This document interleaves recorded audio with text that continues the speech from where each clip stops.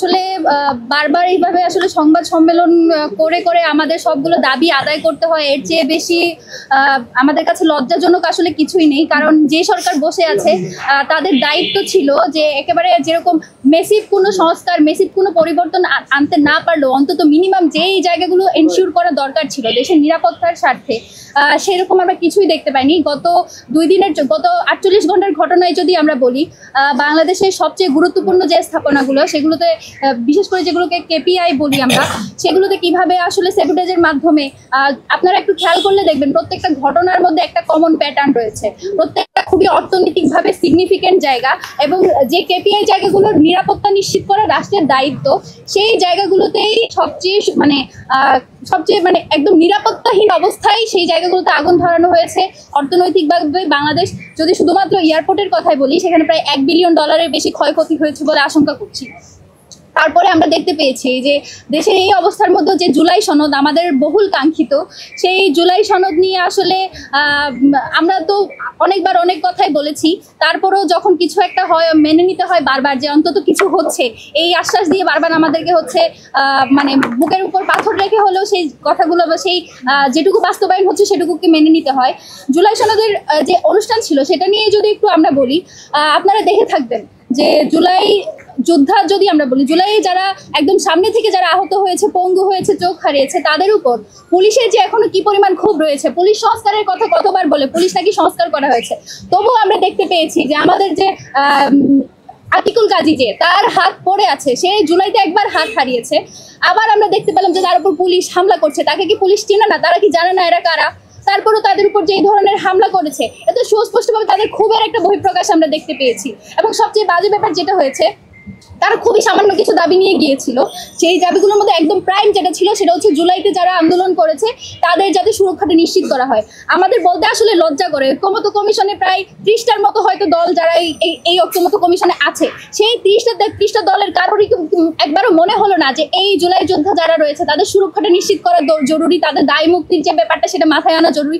এত মাস ধরে তারা আসলে বারবার মিটিং করছে, বারবার হচ্ছে একমত হচ্ছে, আবার দ্বিমত হচ্ছে, অথচ কারোর মধ্যে একবার এটা মনে হলো না যে এই ব্যাপারে তাদের একটু সিনসিয়ার হওয়া জরুরি। তাদের এই উদাসীনতার জন্যই আমার মনে হয় যে গতকালকে এরকম একটা ঘটনা ঘটার সুযোগ তৈরি হয়েছে। আর সবচেয়ে খারাপ লাগার ব্যাপার যেটা, আমাদের যারা জুলাই যুদ্ধ রয়েছে, আমি তাদেরকেও একটু রিকোয়েস্ট করবো যে আপনারা যখন এই ধরনের কোনো একটা ইনিশিয়েটিভ নেবেন, আপনাদের উচিত যে আপনার যত স্টেক হোল্ডার আছে তাদের সাথে পরামর্শ করা। কারণ দেখতে পেয়েছি এখানে বাইরের লোক ঢুকেছে, সেটা তো স্পষ্ট। এই ধরনের স্যাবোটেজ, এই যে আগুন লাগানো কিংবা অন্যান্য ঘটনা, সেগুলোর মধ্যে যে বাইরের মানুষের সংশ্লিষ্টতা আছে সেটাও বোঝা যায়। তো আমি যেটা বলতে চাই, এই ঘটনায় পুলিশ যে আচরণ করেছে তার জন্য তাদেরকে ক্ষমা চাইতে হবে। এবং সবচেয়ে খারাপ যেটা হয়েছে, এই ঘটনায় 4টা মামলা হয়েছে, সেই 4টা মামলায় 900 জন মতো অজ্ঞাত হিসেবে আসামি করা হয়েছে। তো এই 900 জন তাদেরকে যে হয়রানি হবে না, আমরা দেখেছি জুলাইয়ের যে মামলাগুলো রয়েছে সেগুলো নিয়ে কি পরিমাণে হয়রানি করা হয়। ইভেন যারা জুলাইতে কন্ট্রিবিউশন রেখেছে তাদেরকে পর্যন্ত জুলাইয়ের মামলায় আসামি করা হয়। তো এই যে 900 জনের অজ্ঞাত যে মামলা করা হয়েছে তার মধ্যে দিয়ে যে হয়রানি করা হবে না জুলাইয়ের যারা আহত রয়েছে তাদেরকে, তার কি নিশ্চয়তা? এই নিশ্চয়তা সরকারকে নিশ্চিত করতে হবে যে তারা জুলাই যোদ্ধাদের উপর কোনো ধরনের হয়রানিমূলক কোনো মামলার প্রসিডিওরে যাবে না এবং তাদের সর্বোচ্চ নিরাপত্তা নিশ্চিত করবে। এটা আমরা সরকারের কাছে আহ্বান জানাই এবং আমাদের জুলাই যোদ্ধা ভাইদের কাছে অনুরোধ করি, আপনাদের দাবিগুলো শোনার জন্য, আপনাদের কথাগুলো বলার জন্য আমরা সব সময় সচেষ্ট থাকি। তো আপনাদের উচিত আর একটু সহনশীল হওয়া, কারণ আপনাদের এই যৌক্তিক দাবিগুলোকে কেন্দ্র করে স্যাবোটেজ করার জন্য মানুষজন বসে আছে, আপনাদেরকে বিতর্কিত করার জন্য আওয়ামী লীগ থেকে শুরু করে দেশ বিরোধী যারা আছে সবাই বসে আছে। সেই ব্যাপারে আপনাদের আরেকটু সচেতন হওয়া জরুরি।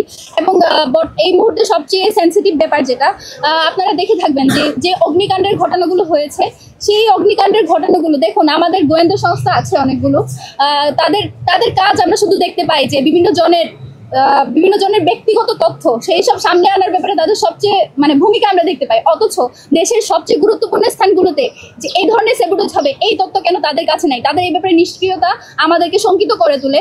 এবং সবচেয়ে খারাপ ব্যাপার যেটা, বাংলাদেশের গোয়েন্দা সংস্থার প্রধান সে কিন্তু এখনো ভারতে আছে এবং সেখানে আমাদের পতিত ফ্যাসিস্ট হাসিনা আছে।